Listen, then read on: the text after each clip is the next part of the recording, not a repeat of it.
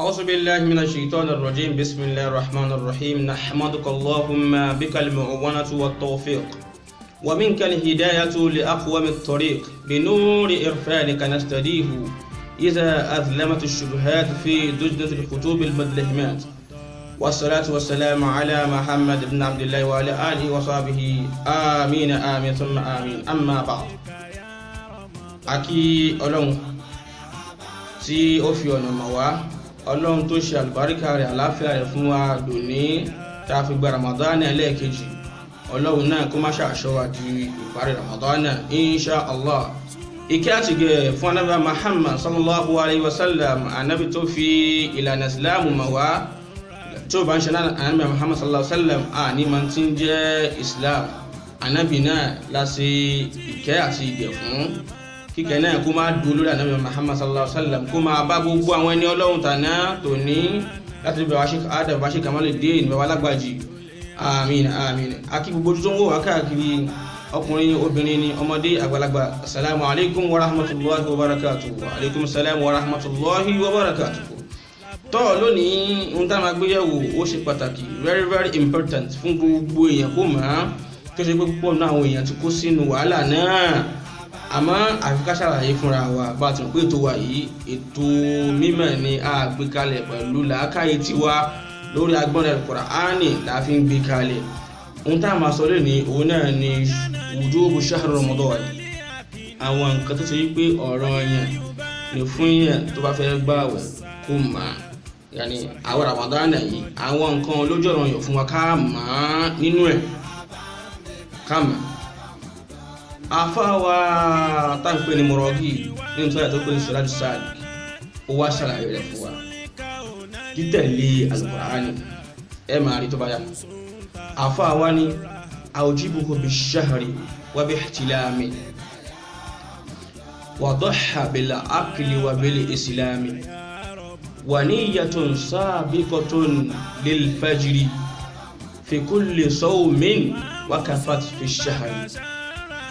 Àfáàní ó fẹ́ gbààwẹ̀ Ramadan àkọ́kọ́ àwọn májẹ̀mú tó kọ́kọ́ di Ramadan mú agbọ́dọ̀ mọ̀ òun náà ní kéèyàn jẹ́ ẹni tó ti ń lálàá tó ti ń sùn tó ti ń lálàá al-bulugh tó ti bàlágà ó ti dáǹkàmà ayàkọ́nù wadahha bil aqli. Ẹlẹ́ẹ̀kejì ó gbọ́dọ̀ jẹ́ tó ní làákàyè tó fi làákàyè ẹ̀sìn kankan, yẹni pé ẹni tó ti ya wèrè a gbọ́dọ̀ sọ̀rọ̀ yàn fún kó gbààwẹ̀ Ramadan torí pé oúnjẹ ó ní àwọn àlàáfíà tí ń ṣe tí ó máa ṣe fẹ́ni tó ti ya wèrè. ẹ̀rí wọn wá bí Islam ó gbọ́dọ̀ jẹ́ mùsùlùmí tó ti gbà Islam, ẹ̀rí bẹ́ẹ̀ tó gbà fọlọ́ yẹn. Ó wá ní wà ní niyyatun sabiqatun lil fajri, àníyàn ó gbọ́dọ̀ síwájú kálífàjárì ó tó yọ. Al-Qur'an ti làmọ́lẹ̀ fún wa, ọ̀rọ̀ Al-Qur'an ló túnbọ̀ òun ni ó forí tó ni.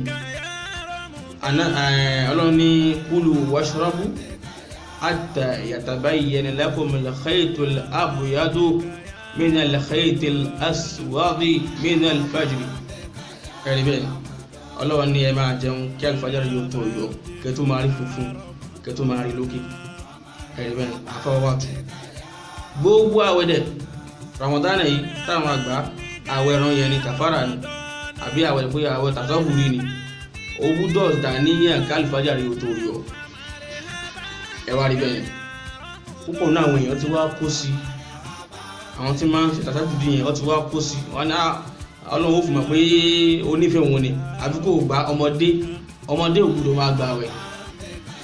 ẹ̀rí bẹ́ẹ̀ a ní ṣùrútù yẹn wá pẹ́sọ̀nà méjì, ṣùrútù wùjúbí ń bẹ, ṣùrútù síhì ń bẹ. ẹni pé májẹ̀mú ọ̀rọ̀ èèyàn tíyàn gbúdọ̀ mọ̀, májẹ̀mú tó fi lè jẹ́ kí àwẹ̀rẹ́ lálàáfíà náà tún wà. májẹ̀mú ọ̀rọ̀ yẹn òun náà ni kíyàn jẹ́ mùsùlùmí, májẹ̀mú ọ̀rọ̀ yẹn òun náà ni kí èèyàn ní àlàáfíà, májẹ̀mú ọ̀rọ̀ yẹn òun náà ni kí ẹni yẹn jẹ́ tí ó ti bàlágà. Wujubu síhí òun náà ń bẹ. Wujubu síhí òun ni kí èèyàn kó má fọwọ́ ara rẹ̀ fa àtọ̀ jáde ẹ̀rí bẹ́ẹ̀ ó ti bàwẹ̀ jẹ́ nù. wọ́n tó ṣe wípé òun fọwọ́ ara rẹ̀ òun ṣe jìmọ́ pẹ̀lú obìnrin ó ti nà kọ́dà rẹ̀ nù. ẹ̀tí wá rí bẹ́ẹ̀ Al-Qur'ani fi yé wa àwọn tí wọ́n lè gbà àwẹ̀. Al-Qur'ani sọ fún àwọn tí wọ́n lè gbà àwẹ̀. a máa rá àwọn mùsùlùmí lónìí, àwọn kírísítẹ̀nì lónìí, gbogbo èèyàn àwọn kan ṣe dáadáa gba àwọn ó ti ṣe kíní ọmọ ẹ ti tó a lè jẹ́ kó gbà àwẹ̀. ọmọ 5 years 3 years wọ́n ní ó máa gbà àwẹ̀. ẹ fẹ́ pàánù subhanallah. rí bẹ́ẹ̀ Al-Qur'ani fi yé wa ipe wa man kana minkum maridan aw ala safarin fa'iddatun min ayyamin ukhra.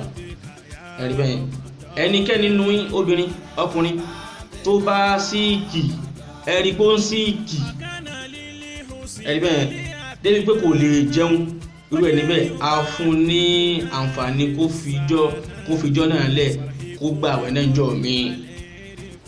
ẹ̀rí aw ala safarin tàbí ìmbẹ̀léríà ìrìn àjò kan ó travel lọ ni ẹ wá rí pé traveling yẹn ọ̀nà rẹ̀ jìn bí tí ń lọ jìn. Al-Qur'ani ní èmi Ọlọ́run yuridullahu bikumul yusra wala yuridu bikumul usra. ẹ̀rí bẹ́ẹ̀ mi ì fẹ́ nira fún yín bó ṣe lè mú kó mọ̀ ẹ má nira yín lára. Ọlọ́run so simple.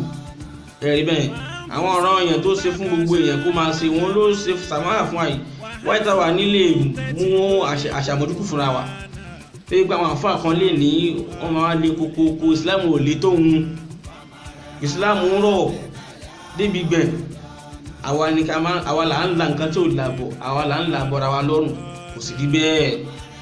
ẹ dákun nítorí Ọlọ́run àwọn míì ara wọn míì nígbà tí mo ń sọ̀rọ̀ Saudi òsì Saudi tí wọ́n ń bèèrè bú mi ìbú Saudi mo ń sọ historical something aspect nípa Saudi ni nípa àwọn ìlú tó kù alamul islami mo ń sọ̀rọ̀ pa rẹ̀ ìbú Saudi.